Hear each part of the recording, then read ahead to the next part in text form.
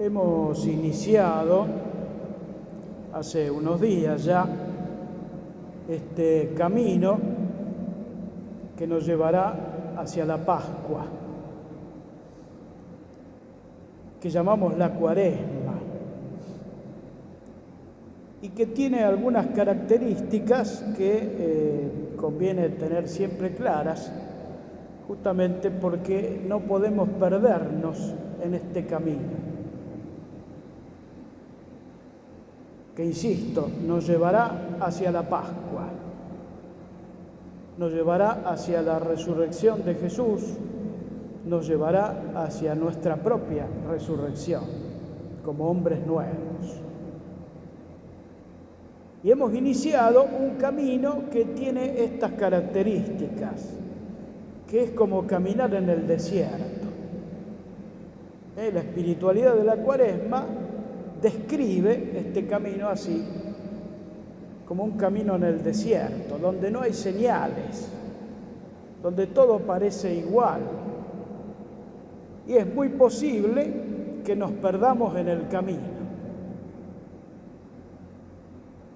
Si no, miremos nuestra propia historia, cuántas veces iniciamos la Cuaresma y llegamos al día de la Pascua y estamos perdidos.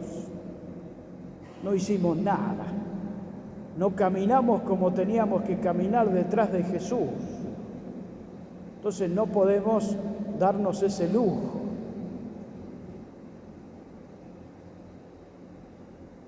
Y digo caminar en el desierto donde no hay señales, pero nosotros estamos en la ciudad donde las señales son millones, que es lo mismo. ¿A quién seguimos? ¿Dónde están las señales verdaderas que nos llevan hacia allá? Entonces la Iglesia, a través de la liturgia, nos va indicando cosas muy importantes y muy fuertes en este caminar. Vamos a tomar especialmente las de las celebraciones principales, como fueron el miércoles de la ceniza, donde se nos impusieron las cenizas y donde se nos dijo con toda claridad: recuerda que eres polvo y al polvo has de retornar. Es decir, nuestras limitaciones, la insignificancia de nuestra vida. Somos así, como el polvo. Nos creemos que valemos mucho y valemos casi nada, como el polvo. Es más, dentro de 100 años, nadie se acordará más de nosotros. Y digo 100, podría decir 50. O dentro de poco, no sé. Dios sabe, nosotros no. Así que no somos casi nada. Sin embargo, Dios nos quiere llamar sus hijos. De eso se trata este comienzo de la Cuaresma. Y llegamos al primer domingo de la Cuaresma, es decir, el domingo pasado, y nos encontramos con las tentaciones de Jesús en el desierto, luego de 40 días de ayuno.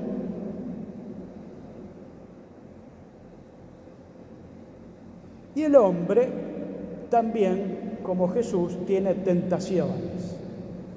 Jesús tiene tentaciones, pero no tiene pecados. Nosotros sí.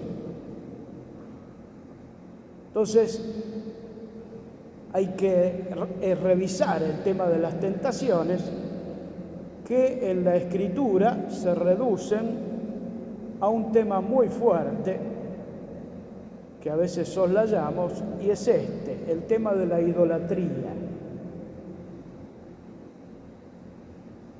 El pecado más importante del Antiguo Testamento, pero también es el pecado más importante de la humanidad.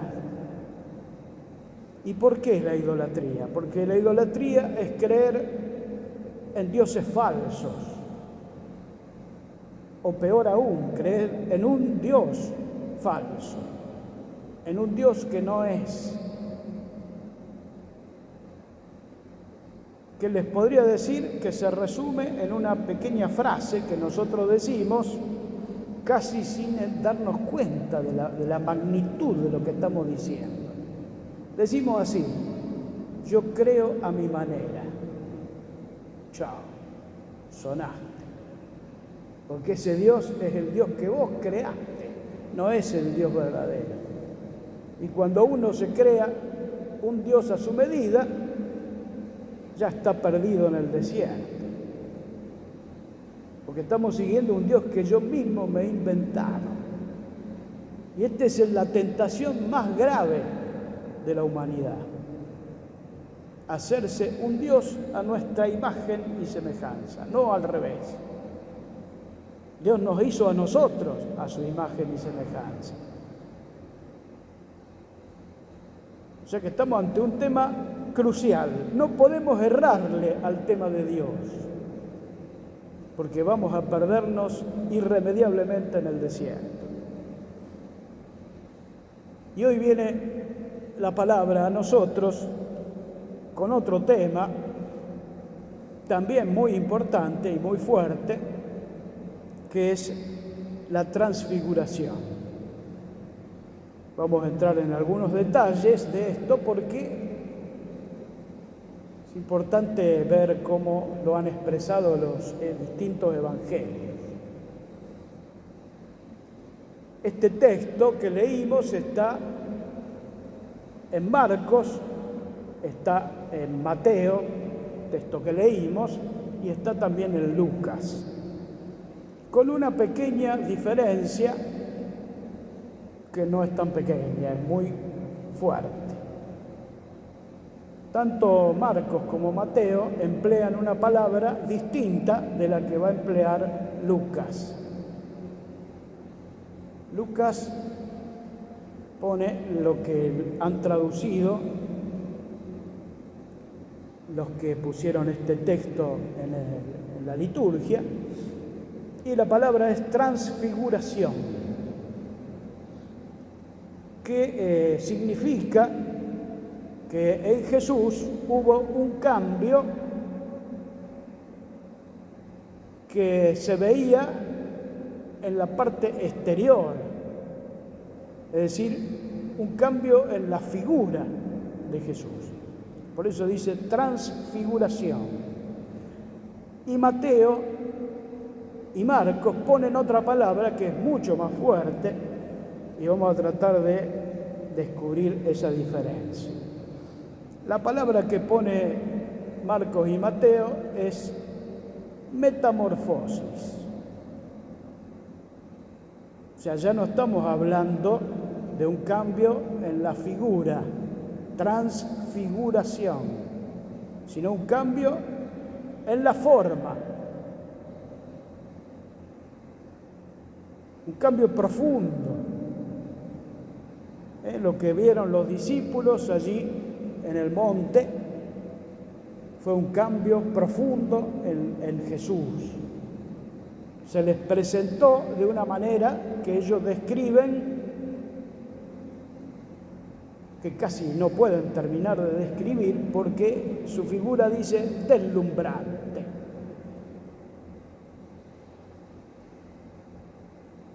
Y un cambio en la forma, por eso digo transformación, no es un cambio en la figura.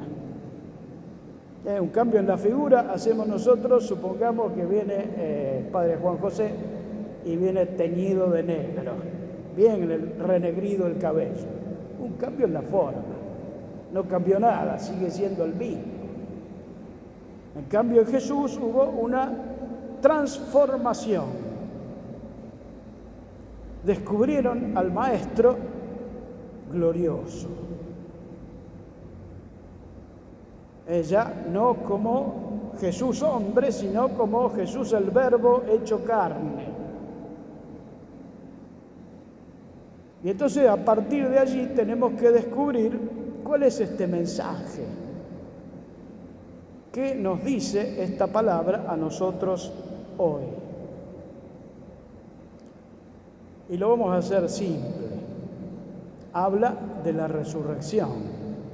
Habla de Jesús glorificado, habla de Jesús como hombre nuevo, como verbo encarnado, pero como verbo, resucitado, vivo.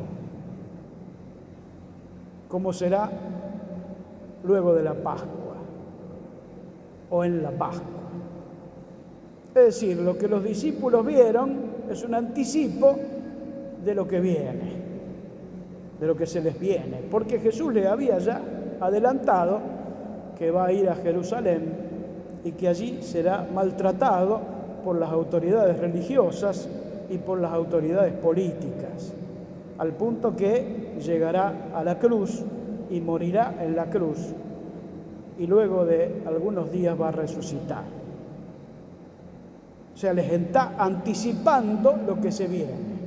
¿Por qué? Porque el cimbronazo de la muerte de Jesús en la cruz será tremendo. Les cuestionará la vida totalmente, y a partir de allí los discípulos tendrán que anunciar al mundo la buena noticia, sostener las comunidades y la iglesia naciente. Por eso estos tres que van a ser columnas de la vida de la iglesia naciente ven a Jesús de esta manera. Pero hay un tema que no nos tiene que asombrar, que digo es esto de la transformación de Jesús. Porque uno puede leer esto así superficialmente y decir, esto es como Superman, que era un hombre común y se escondía en un lugar y salía volando. Se transformó. No se trata de ese tipo de anuncios. Se trata de un anuncio real. Y tan real que la naturaleza nos muestra